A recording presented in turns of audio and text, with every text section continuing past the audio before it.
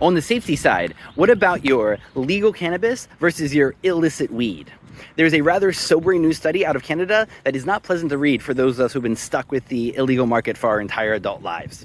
I'm Lex Pelger. I'm sponsored by the National Cannabis Study, and they will pay you $100 to talk about your use of our favorite plant. Link in bio.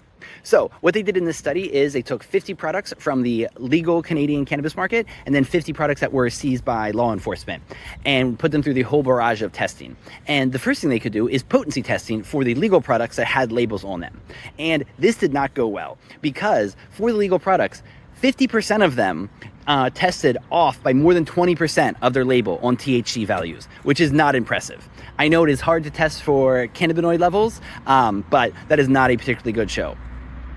Then moving on to the safety side, the first thing they tested for was microbial and all the things that small microorganisms that can be infesting cannabis.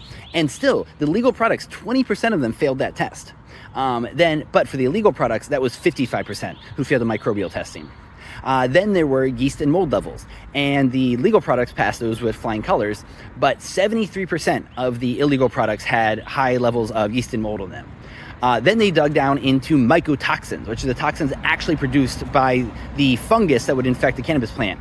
And there was none of those in the legal products, but 12% of the illegal products had high levels of mycotoxins in them.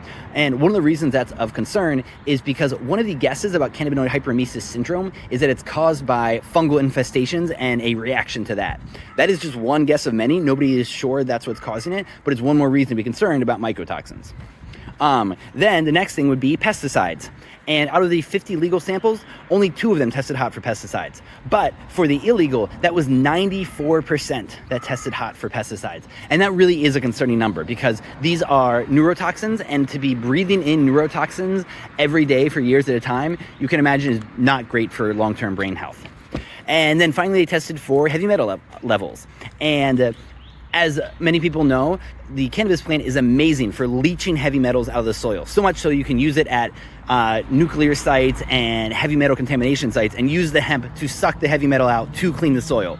But that also means that if you're just growing for medical use or adult use, you can very easily get contaminated with heavy metals. And so for the illegal plants, they tested hot for arsenic, cadmium, lead, and mercury.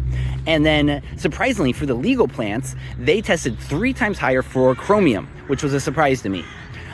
So overall, that is the safety comparison of legal cannabis versus illicit weed, and it does show why it is so important to have a regulated market where you can get good, safe, clean product, especially for medical patients.